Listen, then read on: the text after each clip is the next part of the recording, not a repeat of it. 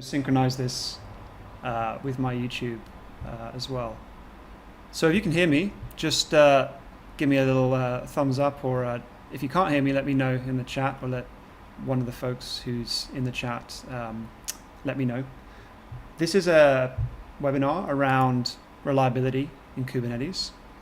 We're going to talk through a few things today, such as what does good look like, and what are some of the challenges that large organizations with Kubernetes have. And so one of the things that I wanted to do first of all was to introduce who I am and why I think my background is relevant to this subject. I ran SRE practices at American Express for a few years, as well as at JP Morgan, and more recently a company called Civo, a cloud computing company. And now I'm working at Canonical, the makers of Ubuntu, to build the K8s distribution, micro K8s and charmed K8s. And so I've seen a lot of interesting patterns over the way people use Kubernetes, deploy workloads, and some of the challenges that arise when you're trying to monitor systems reliably, but also the challenges when integrating those systems back into things like ServiceNow, ticketing desks, and other parts of the organization that don't work so well. So I think that one of the key challenges that I want to uncover today is going to be around complexity. The second one is going to be around personas and the democratization of who can look at issues, who can resolve things in clusters. Because as we'll come to understand, it's actually not as easy as it seems the larger your business scales. In fact, there's an inverse relationship there. So aside from me just talking, there's some companion stuff that goes with this. I'm just going to switch over and you should be able to see my desktop now. Again, please ping me, scream from the hills if you can't see anything. If things are too small as well, chime in and I'll do my best to monitor the chat. In fact, I'll just do that now and start the chat controls as well. So I've got a resource here called Cloud Native Skunkworks GitOps Bootstrap. This is a sort of a repository that is based around what we're doing today. What this entails is a set of applications that install within Argo CD, which is a popular GitOps platform. I have no preference for any GitOps platform. I like being able to write things in Argo because it's easy, but there are many others. What's important though is that this is the reference point for which I'll be speaking around today. I'm going to take some time to talk a little bit about how we actually deal with stuff. I'm going to talk about how we can then make it better, and hopefully the police sirens going by will be able to then look at how this deploys optimally, how you can start to apply your reliability goals and improve upon that. Before I get into this website, this repository, and before I talk too much about this, I wanted to just step back a moment and look at what I was talking about in terms of this wider organization. So today we're going to look at how do we set up a high-level workload, monitor that workload, and effectively employ the right kind of targets, and what are the challenges around that. Before I do any of that, I just want to do a quick recap of what do common SREs look to do with workloads. So a workload being a pod or a service that's doing some sort of process, and what do they look to do to make sure that's reliable? How can somebody in their team say, hey Mary, John, is this a reliable service? Has it improved in reliability or decreased? So typically what SREs will do is they'll employ something called golden signals, and one of the popular top fives for that is reduce. So reduce is around rate, errors, duration, utilization with an English S, and saturation. And the theory is if you have monitors for each one of these five signals, you should have a good high-level understanding of what's going on in that service. And I think we all know that that's wishful thinking, but it does get us part way, right? You can tell a lot of stuff if you can figure out a lot of these signals. So if the utilization is capped out and the rate is exceeding that, then you probably know that service needs to be scaled out. So I've mentioned K8s. Now, just before we go further, let's just have a quick look at K8s and get to know what that is. I've listed all the tools I'm using out also in this repository. So if you see a few things you're not familiar with, check that out, and otherwise I'll be happy to help. K8s is our bank workload for today, right? So it's my cat picks generator that I have running. It's super crucial for my business. It's going to serve as a talking point for whatever. This could be your card processing platform. This could be a distributed set of microservices with a backend. It's not super important. What's more important is around the monitoring part of the conversation. And again, this is where I'm really excited to talk a bit more about what some of the innovation Komodor is bringing to the space and what are some of these challenges that we're looking to overcome. And that's actually why I was so excited to collaborate on this. So I did promise that we talk about the installation. And you can see that I've separated these things into various workloads. So I have a logging layer that I've put in, which is low-key. I'm quite a big fan of low-key because Grafana have doubled down on having a scalable type of solution where if you have something running on micro K8s, which I have a bias towards as a low-footprint Kubernetes, you might want to run low-key locally. And then if you want to scale it up, you can run low-key distributed. The same with the components of Mir and some of the other project components in Thanos as well, I believe, which is an open source project as well. What I like about this is that Loki uses Promtail, and Promtail, in my opinion, is superior to FluentBit just because of the way that relabeling comes out of the box and some of the constructs being K8s native. I've also got Cert Manager in here because it's utility that I want to access my cluster from the web with, but also to pronunciate that you can also have problems at this point in the flow, right? You can deploy an application with an invalid certificate, and we need to understand what the implication of that is. The observability stack here, as you'll see in the website, all of these things are segmented. The observability stack, which is under templates application _ observability, is kubeprom stack, which is a very prominent open source project that contains Grafana and Prometheus with a bunch of CRDs. Mine's loading a little slowly right now. Could well be because I'm streaming at 20 megabits a second. We then have Trivy, which is a great little security scanner. I used, what I quite like about Trivy is that if I go, I think it's scan results or vulnerability reports, I can sort of switch over and see what's going on in my cluster, right? So you can see there's some criticals. There's a critical on the K8s application, which is another story entirely for another webinar. And then, of course, I've got Komodor as an application, which I pass my key through to, and then I've got Bootstrap. So let me explain how this works. And for those of you who are familiar with Argo CD, I apologize, but this is a little recap.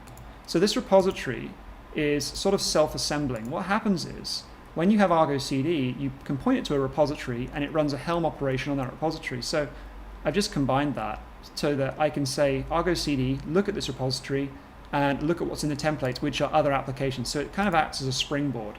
So we go to our Argo CD, we can see that we've got our Komodor, we've got logging, we've got Nginx, etc. And also what's kind of fun with that is you can add additional objects inside of this repository. For example, if I provision Cert Manager and I want to also include a cluster issuer, it will inject the owner reference back to the Bootstrap. So I can see that the cluster issuer for Let's Encrypt is associated with the Bootstrap provider. This also gives provenance, and it allows you to do a kind of a concertina effect, like a big tent up and out and then back in. You can see what I've done here, and little note is I've got these broken hearts because I was provisioning my domain name just before this webinar. So I've got these little broken hearts because the certificates aren't completely provisioned, but what I can see is the provenance of the certificates all the way back up to the Bootstrap. So that's what we're dealing with here today. We've got Bootstrap that will deploy out K8s, Cert Manager, Komodor, Nginx, observability, and a bunch of other bits and pieces. And that's a nice place to start because you can give this a go. You can literally grab... Yeah? Sorry to interrupt, but we can't see your screen if you're trying to show anything. We can only see you. Okay, let me have a look. That's a very, very good thing for me to remember to turn on. So how far did we get? Shall I recap? Yes, please. Okay, like 5 minutes. I apologize, folks. Thank you. I do. Thank you. I was to be fair, I'm streaming on two platforms simultaneously, so I apologize. So, just to recap, I mentioned us having reduce, right? So this idea that SREs are looking for signals in workloads, figuring out how to kind of write ways of getting those out. And before we get to that point, I want to explain the platforms we're using. I mentioned that we've got everything boxed as a set of Argo CD applications. These applications are deployed out. And if you would like to, you can simply follow the guide here and deploy this on your own Kubernetes as you want. what's really nice as well is that in the root of this YAML, if you have a key for Komodor, it will install Komodor. If you don't, it won't install it. Equally, if you don't have a PagerDuty key installed, it won't install it. These aren't destructive, right? So it won't deploy something out that fails and breaks. It will just install the right applications to suit you. So assuming you have all that set up, then what I want to do is to talk through a few of the tactics and techniques that I've used that are actually really small and easy to do, but really help you out, right? So one of the things is to add annotations wherever you can, but also to make your life easier by any means possible. So because I didn't have the screen on the Zoom share here, I just want to go back to this recap of provenance is really important, and I've illustrated it in a couple of ways. You can see it both in the left screen under Argo, but also if you go to your ingress, you can see that we have an owner, a reference, in fact, on this file. And what's really nice about that is that it manages, in fact, I don't think I can see the status field without doing a wide, but what's nice about that is it will destroy it when the bootstrap gets pulled up. So it's really important that we have this kind of system to refresh our clusters and to almost like do a setup and tear down style kind of thing. I also like the fact, as I mentioned a moment ago, that by having the app of apps pattern, this means that the values for the app of apps can be set purely inside of the bootstrap. And this is a technique that we use quite often. So I have exposed these. I'm deleting these after my webinar, so I'm not too fussed if people see these. These are just keys. They're not. There's nothing super nefarious if someone were to look at these. But for example, the PagerDuty key or my Komodor key, in this kind of process, I can plug these into Argo directly. Now, if I'm using Vault HA or I'm using sealed secrets, you only have one place that you need to update your secrets, right? It's only in the bootstrap. This is really good, and we'll get on to talking about this a bit later on, but when you have federated teams, you can then start to deploy secrets out through applications without them needing to know about it. So we've talked about the setup and the installation, and hopefully by now you've either understood kind of what we've got deployed, and again, I'll just refer to all these pods sitting here, or you understand kind of where we're trying to go with this. You can see as well, I've got an insecure URL here purely because I have newly provisioned my new domain, and you can see here that the domain load balancer, which is actually down here, is operating as an Nginx application, and that domain load balancer is awaiting a certificate from the DNS propagation. If you're not aware, when you buy a domain name, it's not instant that domain name associates with your IP address. There's a level of propagation that goes down through all the registrar services until eventually it propagates. And so therefore, Cert Manager has to wait for that propagation time before it can then actually validate that you are the owner of the domain name if you're doing a DNS-based check. You can also do other forms of check as well, but still, this takes a little bit of time. So I've explained the layout. We can see what's happening now. I want to talk a little bit more about the application workload, and I want to start to bring some other things to light. So if I look at my stateful set, and I'm very intentionally moving between various ways of viewing this. I have no personal preference whatsoever. And you'll see that I have cats. Now we go down to our volume claim template, right? So typically speaking, when you're on a cloud provider, one of the big challenges is that each cloud provider gives you their own set of opinions on what storage class naming conventions should be. So GKE, EKS, whether you're using Linode or any other system, in this case I'm using DigitalOcean, has its own opinion. So I can use XFS storage, I can use the default block storage. A big problem that you often see when you have product engineering teams deploying out CATS applications and whatnot is that they will get the storage name wrong, or they'll get any other number of parameters wrong, simply because they're running off a template and maybe they haven't templated that out. And so what I want to do is I want to show you like how can I change something, and then let's have a look at what kind of things I've got in place to pick up on that change. One other segue I'll make, and referring back to my document before we get down that rabbit hole, is I've only really explained this so far, right? I've explained this box, which is a K8s cluster running all these services. I've spoken a little about Komodor, which I'll come to in a moment, but I haven't really spoken about another component here, which is PagerDuty, which is the ITSM. PagerDuty, if you are familiar with it, is very much a deep-seated tool that's embedded in a lot of enterprise organizations, because it has very strong ties to some of the ticketing systems such as ServiceNow. And so it's great. However, there are a lot of challenges with PagerDuty. It doesn't give you that kind of granular information. And typically people will install the link from Prometheus to PagerDuty directly, but they won't really build custom queries, or rather custom messages. And so you get some really kind of unhelpful statements that come through this, right? So you'll see the set of labels that are firing, and we're lucky because this is one of the default alerting rules that has a little bit of text to it. However, when the team is building a service, such as K8s, they often won't write a Prometheus alert rule. And if they're lucky, they'll have an SRE who cares about this stuff and might write an alert rule, but often it will be falling back to the default rules that come with Prometheus. To have a quick look at those rules, you get a whole bunch when you install the observability system. In fact, I believe that it would be represented as PROM rules, which are Prometheus rules, and alerting rules, which are installed as CRs, but they're not really tailored to your application, right? I don't really understand what the optimal is. We've got this idea of reduce, but it's not really telling me, are cats being served around the internet? Is everybody happy? And so, this is kind of one of the first challenges that I wanted to bring to life, is that using PagerDuty doesn't give you the full story. And it's a challenge because it often also doesn't give you any integration with the cluster that it's talking about, right? So it's a webhook, it's receiving data, but it doesn't know anything about the cluster.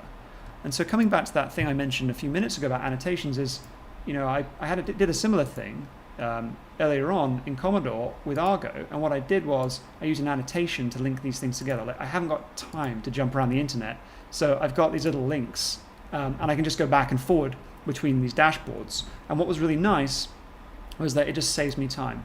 And I think this is something that experience speaks of a little, is when you're dealing with large-scale systems, time is really important. Like, you have enough time spent, as I'll go on to explain, dealing with the bureaucratic side of things. If you can start skipping and linking things together, it really speeds stuff up. I've seen people put kube configs in the notes of PagerDuty. You wouldn't believe it, but they do that in an incident because it's the single source of truth for many people. Many organizations who pre-Slack hadn't embraced a sort of an incident response channel or a war room channel would use PagerDuty. And there are tons of problems, let alone security concerns, of doing stuff like that. Talking a little bit around a larger scale organization, what's one of the problems that comes to mind when you want to kind of fix an incident? Let's say that we have a challenge, right? Let's just go ahead and think about a challenge. So I mentioned that K8s might be deployed with a different storage class. Let's just go ahead and break this, right? So I'm just going to change my storage class and call it something that doesn't exist. K8s is a stateful set, so I'm going to delete the stateful set and reapply it.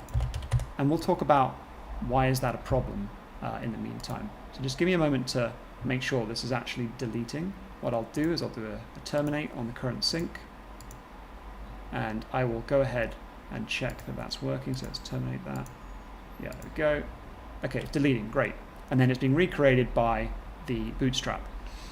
So why is this a problem? Well, this is a problem because I might be managing 15 clusters. I might have 3 of those in production. However, if you've ever worked at a company with more than about 1,000 people, typically there are processes involved around getting to production. And if you don't have those, then you'll consider yourself very lucky, right? Production clusters tend to have a lot more scrutiny, especially when you're working in financial institutions. And they will typically have break glass protocols. A break glass protocol is when you have to request an audit-trailed special one-time access to that cluster. They will usually do this if they're sophisticated by generating you a service account token. If they're unsophisticated, it will be giving you a limited SSH access to the underlying machines of that prod cluster. If you can believe it, that's actually a thing. So if you imagine these nodes, right, being under my production cluster, you will often be granted an exemption where your break glass will say you have access to this box via this proxy, and therefore you can go and debug something. But already we're coming at the wrong layer, right? I'm coming at the node to debug something that's going on at the application level, and it's an extra set of steps that I haven't got time for to deal with in my life, right? Like, there's so much other stuff I need to be getting on with.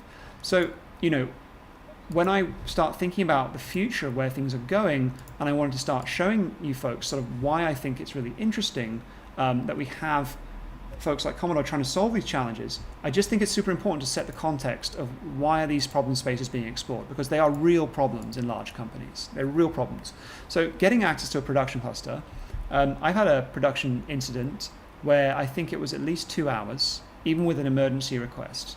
And to talk through how this actually works is you would typically open a ServiceNow ticket, right? So that ticket would be opened. That would then probably go through at least 1, if not 2, perhaps even 3 layers of escalation before that ticket would then get answered and you would then get a response. And so the opportunity to me is that when you have a platform that is effectively able to give you real-time information about the state of a cluster without having to jump into it and even modify that cluster or work with that cluster, I think that's super interesting. And so for me, there's a real interesting coalescence between GitOps and also this idea of SRE observability and automation, this remote troubleshooting. And so that's what I want to really get into in a moment. So before you get there, we've now connected our ticket to ServiceNow. We've now got our response. We've now jumped into a node on that cluster. I've now managed to get the kube config of that cluster temporarily. And at this point, I've got to figure out what was the error. I might have had an issue come from PagerDuty.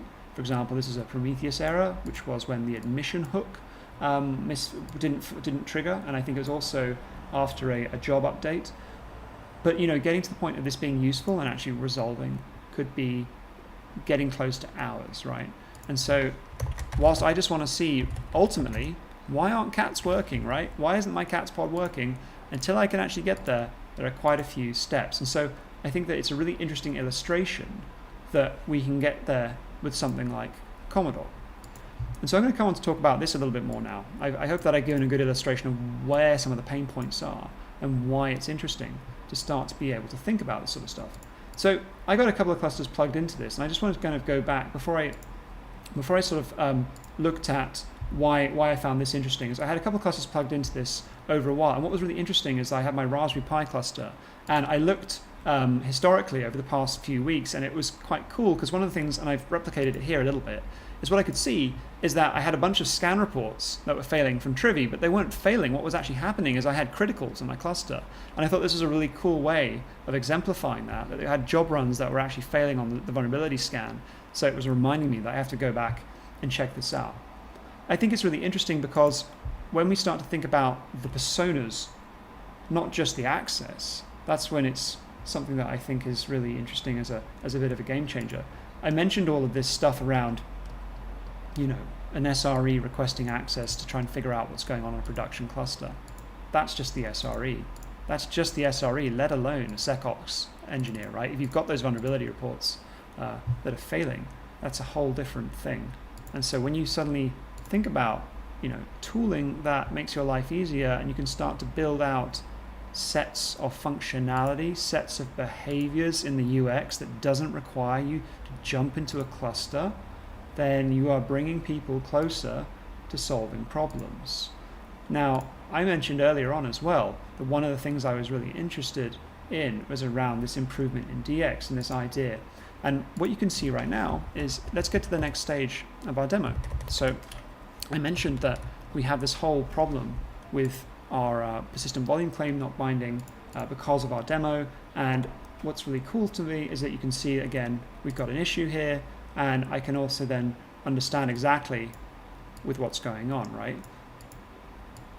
I would have had to do the same thing, right? That same action in this example, in this world, would have taken me 3 to 6 hours, right?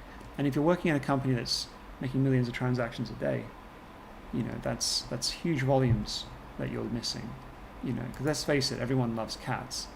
And so I can quite simply see with Komodor that we've also got this failure. Another thing that's interesting, or at least is useful, that I've really enjoyed, is actually this idea of integration into Slack, because as I alluded to, companies wholesale, even large enterprises, are moving to Slack, and they're kind of standardizing on Slack.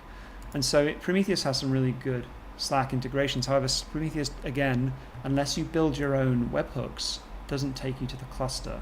So anything that helps to give you direct cluster information and integration really solves that for you. So what I want to do is I'm going to go back and say, hey, I figured out that cats aren't deploying. Perhaps you as a team shouldn't have pushed that issue, or should have pushed that PR into a repo. Obviously, I've simulated that because I'm using my parameters. So if I go back now, I remove that, and it's going to change the injection into cats. I'll see that when I delete my cats stateful set, cats are all good. So I'll just do that again, and we can go back to Komodor to have a bit more of a look at some of the features that I also end up using all the time. So if I go delete, in fact I have to terminate because we're in a mid-sync, and our cats will come back, and then it'll be good, we'll all be happy. As we can see, the PVC is mounted. Again, it's not always about things not starting. Sometimes things fail, right? And so I added a few little extras that we can play with here, right? So cats is on my main branch. Let's think about a developer trying to do something good, right? They're trying to do something helpful for the team, but it ends up not being so helpful and it regresses the service. So in my YAML values for cats, I have a flag called failure, and failure can equal true, right? That failure actually causes the web server to start dropping requests. And so what will happen is we'll get an availability issue. So if I jump into cats, we will see that availability issue, and we will figure out exactly what's happened. So I like to think that these are pretty common use cases, right? These are things that actually happen all the time.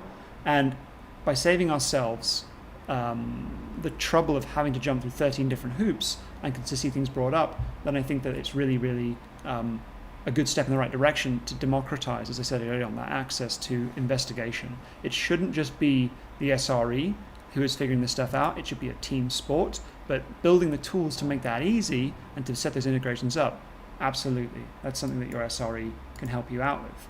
So if we go back to our Bootstrap, we'll see that at the top level, the parameters for Bootstrap are things like storage class, and that storage class gets passed through and overrides here. However, I want to simulate a direct commit, because why not? That's what people do, right? So we'll set failure on as true. We'll say this is, this is going to cause some problems. And we'll put that directly into main, right? Which is another golden rule that we want to try and avoid, typically in most environments. Just while that's all propagating throughout the system, and again, I might do a stateful set reboot just to speed this up so it doesn't roll out. When we think about configuration in general, right, there's a whole bunch of things that people tend to fixate on and find really difficult to understand. And I think that comes into two buckets. One is the configuration constructs within Kubernetes itself, and the other is trying to understand all the configuration of a particular application, right? And so when we have the ability to view it or discuss that configuration in a very simple to consume format, we start to think about that configuration in a new way. And specifically what I'm talking about here would be developers are expected to be able to inject environmental variables into pods. They're expected to be able to set configuration maps on those pods. They're expected to do X, Y, and Z, and all these things introduce permutations when they are then running that code on their clusters. So as much as possible, I do like to try and centralize and make that configuration idempotent. So one of these golden rules that they do kind of fixate on at these companies for good reason is that people shouldn't just be in clusters mucking around and changing things. And that's why I think the traction of GitOps combined with immutable clusters is really where we're going. And I think that that's something that you see a lot more of in the near future. So we've deployed out this change. I should imagine that we'll see a synchronization in a moment or two. In fact, I can see that the last sync was my service monitor. So I'll just apply that configuration change, and we can look at how that is read in Prometheus. We can look at how that's read in the kubectl output, and then we'll look at how that reads in Komodor, and we can evaluate which is easier to read, how do we feel about each one, and what is probably going to be easier to show to a product manager, right? And I think that one of the things that was interesting to me was this idea of, as I mentioned a moment ago, about changing things such as PVCs, such as images. because I can totally see there being a value for folks who are looking at your cadence and deployment speed or deployment frequency. And so there's this interesting new level of meta construct around this stuff. And do you remember a moment ago I clicked that job to run, right? I clicked that job to run for the vulnerability scan. So if I go back, I think it's because completed. If I go back to my vulnerability scan report, as I'm trying to measure this stuff over time, it becomes really useful for me to be able to try and lower my vulnerabilities, just like it does to look at my deployment cadence to make sure that I keep cats healthy, right? I don't want cats to suddenly have availability issues where something goes wrong. And so I think that that's super useful to be able to build up this historical picture. And what was kind of interesting as well is you can start looking at pod events, right? So if we go over, like, say, the past, 7 days or something, I think I had pod events. Oh yeah, it's okay. So I've got running here. I can look on a case-by-case basis of what's going on, right, and what's happened. And so, for example, when I was, in fact, that's right now, that's the crash loop back off, and that's come from our pod, and that's because I've put the flag set to failure inside that pod. And so, again, you get instant feedback. But what I also wanted to mention was that building up this long-term view is super useful, because when I think about, like, my Jira progress or my sprint board, I want to say, oh yeah, that was the day we deployed a bunch of stuff, or that was release 2.0, or those are the things that we were trying to release. And I think that correlation becomes even stronger when you start to get the single pane of glass from a kind of troubleshooting perspective. So if I update on that, and in fact, if I go back from the events to my service, let's go have a look at cats. Oh, not me. There we go. That's the one I want to look at. And you can see right now that I got this availability issue coming up in droves, right? And, I remember speaking to the folks here a while ago, and this is one of the things that a bunch of people who are writing Terraform and Ansible every day and IAC, and they're working in the shell, are like, why do you need this stuff in the UX? And I think the thing they don't kind of understand is that the personas of who are using this and who are kind of working on these issues and tickets aren't always seasoned, hardcore Kubernetes experts, right? For example, are the pods healthy? Like, it might sound like a no-brainer, but having playbooks is so important. In fact, the amount of time at Amex we spent writing playbooks and committing them into Git was non-trivial, right? So when you think about having the ability to do that, it's super important, and they found it, right? This was my secret sauce. So I added failure as a flag into Helm, and failure, if you look at failure, what does it do in my cats demo? Let's go deep dive into the code, which isn't very much of. You can see when bad value is introduced, we start returning a 500, right? We start returning a 500 on that service, and as you may or may not know, Kubernetes performs health checks. And so if we look at the health check for the cats service, which we could do just here because I'm in the repository, we can see that the liveliness probe is on that health endpoint, and so the liveliness probe will fail, and I will see that I have issues. I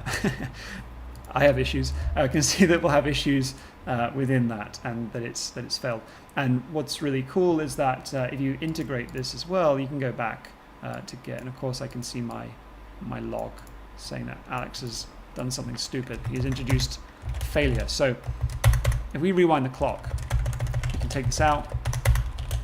I could have done this also through the bootstrap, as I said, but it was kind of fun to be able to show you what a developer might do, right? They might change something in the code, it breaks, we can now see there's an availability issue. Reverted, failure. And we'll push that back up. So I wanted to sort of take stock of what we talked about so far, and to just think about this diagram in the context of the next few years and where things are going. I mentioned that we're looking at immutable clusters becoming more of a thing. Ubuntu Core, for example, is an immutable operating system, and micro-K8s can be run as an immutable K8s more or less on top of that. And immutable by the sense of you start it with a configuration and you can't change that configuration. Like we can make that happen, and your workload does whatever you want. that is a trend that is definitely going to only increase because we're reducing the amount of variables and moving parts. I think that if you don't go down that route and have immutability, then you'll certainly have some sort of remote management capability, such as a GitOps process that has a scheduler. And so these things really compound the problem of being able to debug that cluster dynamically. An SRE's job is going to get harder and harder. And I apologize, I didn't show Grafana, but if we just jump in, you can see that K8s is still rebooting. It's doing whatever it does. We go to Grafana, and we go to the load balancer, which I've got on. Again, it's just a random endpoint for now. Is it 8080? Does anyone know? Well, it's HTTP. Okay, it's just HTTP web. We jump into Grafana, and the point I'm trying to illustrate is that writing logql for Loki is a bit of a learning curve. It is awesome. It's powerful, but it's a DSL in itself. Also, when you want to look at metrics, right? So being able to write metrics queries can be complex with PromQL as well. They've done really awesome work recently to actually start giving you this stuff built in, but still there is a level of institutional knowledge and muscle memory there that needs to be built up. In terms of actually getting to the source of understanding what's going on, I find that, let's say we found that a pod has a pod stopped working, right? A pod stopped running. So, if we wrote a query along the lines of our containers running, or name containers that status is not equal to running, and we find our pod, then actually we have to jump back out into K9s or into kubectl anyway, right? Because we wouldn't have the information. Maybe we would have it if we ran Loki, but again, we'd have to cross-correlate between Loki and Prometheus at the same time. Many large companies are still using Splunk because of that very feature, being able to do metrics from logs. But ultimately, anything you can do to reduce that helps enormously. So let's go and see what's going on with K8s. Okay, so K8s, the stateful set, as you might imagine, is complaining. It's saying, hey, I don't want to roll out. So what I'll do is I will just delete K8s or redeploy it. Stateful sets can be like that when there's a persistent volume claim attached on the pod, and the pod doesn't want to shut down because of the claim on it, and it won't release it, and so therefore the stateful set can end up hanging. Another thing that I want to do is to make sure that my storage is mounted, which it is. I can also check with my volume attachment. More general SRE kind of help than actually around this demo, but the volume attachments are a particularly useful way of making sure that the mounted volume is correctly attached to your pod. And so we have K8s, and they're all good again. And shortly, my availability will be updated when that's all working. And so you can see that, hey, the availability is working. There was no change specifically. However, there was a deployment event because I deleted the stateful set and redeployed it. And I kind of think it's cool because I can go through this timeline of seeing these are all the things that Alex did today, and this is all the work that he did. So if it were me, I would probably end up taking like a screenshot like this and being like, I don't get paid enough to deal with this, so go fix it. And that kind of exemplifies what I like about the visual element of things. It also reminds me of there are a few security tools that have really come to light recently. I obviously mentioned Trivy, but there's some other ones as well. And what I love about them is the visual element.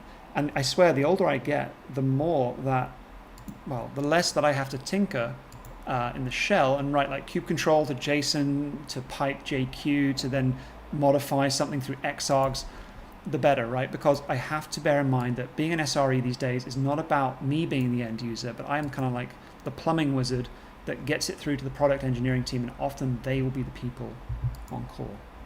So one of the things I didn't do was I didn't tell you what we were going to learn, or rather I did, but I didn't show you the little notes that I wrote. So I hope today we've concluded who I am. Hope that you saw what we were digging into. We're looking at kind of a bunch of problems that SREs haven't had to deal with. We talked about how clusters are set up. We talked about this particular cluster, how I've put tools together. I didn't dig into things like service monitors with Prometheus. Go take a look at the repositories. The K8s repository has a service monitor in there. It plugs into Prometheus. Prometheus will fire an alert that goes into PagerDuty. These things happen as well. So if you're curious, please do check it out. I then talked also about diagnosing application workloads. The reality of a situation is that reduce will rarely ever give you the full picture. As we saw, a PVC mount error is not quick to come up. Like that will only show if you've got an alert on quantity of pods. So if I don't have an alert that specifies going from 5 to 6 pods, and that 6th pod doesn't come up because I've rolled a change perhaps on that stateful set, and it's taking over with a new set of storage classes, that won't really show up as an alert unless I've written an alert for that.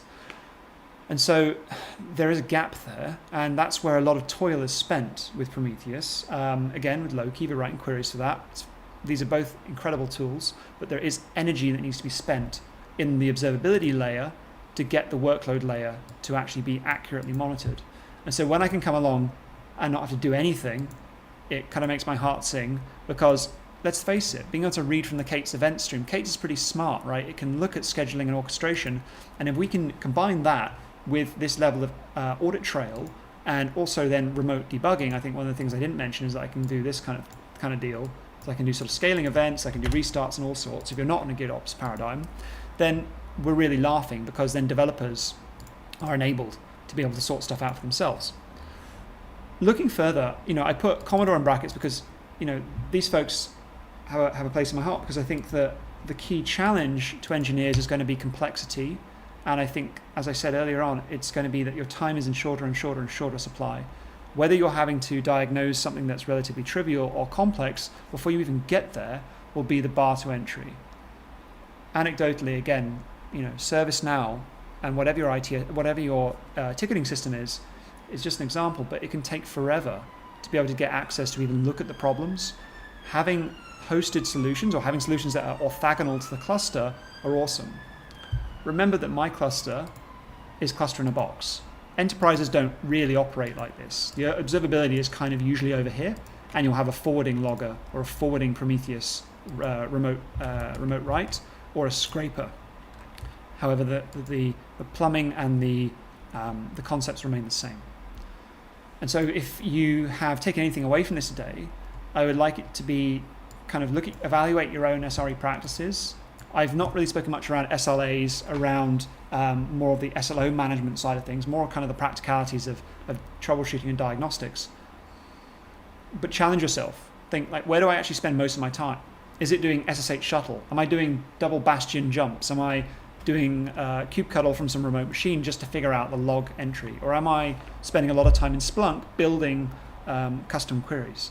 I'd be really interested to know, because I think that when you look at stuff like Komodor and you look at what they're doing in terms of bringing all of this quite deep-seated complexity to the surface, it's extremely exciting to think what you can do with it when you start to get more people from your team involved who have become responsible. Like, okay, you built the thing, you built the K8s thing, this is your page, you go manage it, right? You're your own SRE, leave me alone, I've got other stuff to do. So I hope that that was enjoyable. I hope I didn't sound too cantankerous as well. I'm really not. And if there are any questions, I guess please give me a shout. I'm going to switch back to showing my face, and we can talk. If that sounds good. Udi, are you still there with me? Absolutely. Awesome. Did all that all make sense to you first, Udi? As somebody in the space, you tell me, did that make sense to you? Well, yeah, absolutely. I think one of the things you touched upon is that the work with SREs is only getting more and more complex as time goes on, and more organizations migrate more and more workloads to Kubernetes, and then they have to onboard new developers. And I also love how you touched upon the, developers sometimes break things not on purpose. They want to build great features, they want to build great apps, and they try to do it. And sometimes they break things, and then it's the SRE's job to handle it. And they, what do you think? If you had a tool like Komodor, would you want to give it to your developers? Would you like for them to have the ability to troubleshoot on their own, or is it something that you want to keep within the SRE team? It's a really good question. I think it actually comes down to the economics of scale and hiring and all the really boring stuff. SREs are expensive to hire. They're also hard to independently geolocate. And so putting SREs on call for product engineering level workloads. And what I mean with product engineering is I mean people who are building products that your company makes money from, right? Like the credit card scanner or the awesome K8s app. So putting SREs on call for those teams is expensive. And so typically companies will harmonize around SREs being kind of platform SREs, right? And so I would prefer to give this to my product engineers, right? I'd say, look, this is your service, this is your Komodor page, this is where you can start to say, look, restart services, diagnose logs. They become their own L1. I think that's really interesting because they're L1, but they also understand the intention of the product. To give you an example, when I worked at, I think at like JPMC, you have a whole bunch of L1 support folks. They understand what the runbooks are, but they don't really understand what the product is trying to do, right? They don't understand operational tolerances in the sense of like, this is how it should look, this is how it should feel. And I think by giving it to the team, you start to make them feel not only more in control, but you make them feel more responsible, right? Yeah, sure. And what do you think about all the explanations on the thing that's helpful? And Komodor explains why we did that check, why it's important. I think it's useful, just not... Yeah, no, I absolutely do. And I apologize on my other stream, I'm not sharing your lovely face. So let me put your lovely face through. There we go. So people can see you now. I feel a bit under the rest. You're fine, because otherwise it's me on YouTube talking to myself like some sort of maniacal weirdo. So look, I think... You won't be the only one. Okay, well here's the thing, like the checks are useful. Some people will look at those, I can't stress this enough, some people look at those and think, oh, I don't need that. I know about Kubernetes, I know about the workloads. But you're not thinking with the broader scale of there are companies who will literally spend tens of thousands of dollars getting someone to create a Git repository with a README that says, if your service does this, do this. You know, it's happened, I've been there. And if you don't have to do that and you can auto-generate these kind of like triaging options, it's super useful. I mean, again, think about where you want to take Komodor in 5 years' time. I want to see who ran those. I want to see if they clicked on that and they said, yes, I've done these activities, because that is a level of provenance and auditing of them saying, I swear that I clicked this button, I checked to see if the service restarted, but it didn't. And now we're getting into the dynamics of actually understanding how our team are operating, which is interesting, right? Yeah, I think there was a statistic I stumbled upon recently about how many unaudited changes are going on average in a cluster. I don't know the exact number, but it's something ridiculously high. And I think for an SRE or a platform engineer, it's a bit scary to know that so many hands are touching your system and making changes that you're unaware of, and you can't even assign blame. Yeah. Do the screenshot and send it over. I think that's super true. It is the strongest part of that message that, as I said earlier on, is about. I think Kubernetes is now like Linux. It's no longer just kernel engineers and system engineers and coders of the OS. It is now people actually like as users. So Kubernetes effectively has users who just want to use it to do a thing, and those users also need to know a bit of information about why the thing isn't working. They don't need to be an expert at the underlying operating system. And as we can build platforms like Komodor to start to create filters and knowledge filters, that's super useful, because filtering the data that's coming out of these systems is work that is worth doing, because as I said earlier, things will exponentially increase. It'll only get more and more. You'll find that there'll be people deploying ephemeral K8s clusters that are immutable, that have a 1 minute stand up and spin down time, and they're using those just to scale out. You won't be scaling out by pod, you'll be scaling out by cluster dynamically. And so can you even imagine the amount of events and debugging and how difficult that would be? So with the events timeline and stuff like that, you can start to build a picture. So I think, yes, absolutely, it's kind of a trend that's only going to get more pronounced. And I was going to ask you, when you took that screenshot, it said, I'm not getting paid. Oh, yeah. I've never been necessarily, I've never had to deal with that kind of situation. Is that something that happens a lot when you want to assign blame? Do you know what? I mean, if there's product requests or features here, one of the things I would say is that actually looking at having time frames between things, right? Because if Amex, for example, you could catalog how long you spent on a call, and that would factor in into your pay, and other places as well. Like to say, I spent 8 hours on this on this availability issue for this team, and it was fixed here and here. Here's the attestation. I can say that and screenshot that and send it to my manager. That has value. But also, from a quantitative perspective to look at how many availability issues are we having a month. This comes back to the SLO story. SREs are closely following those service level objectives, which are part of the SLA, part of the agreement with your customer, and to be able to say, look, it tells us we've had 1 minute of availability issues, which is within our P99, within our 4 nines. That's great, right? Yeah. Anything else you would like to say, Alex?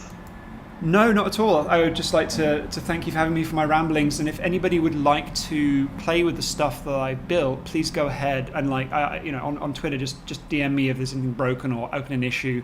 But check out Komodor, check out the way that I've built this stuff. It's quite representative of it's very close to a way that we were deploying it of another very large company I worked at for a time.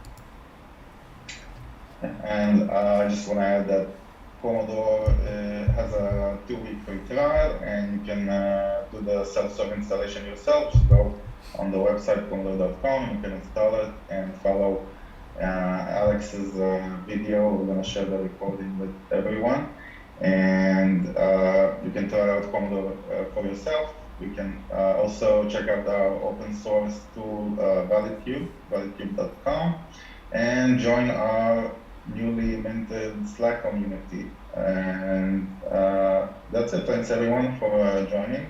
And thank you, Alex, for leading this workshop and you're very welcome. Showing Komodor the way only we can. So of course.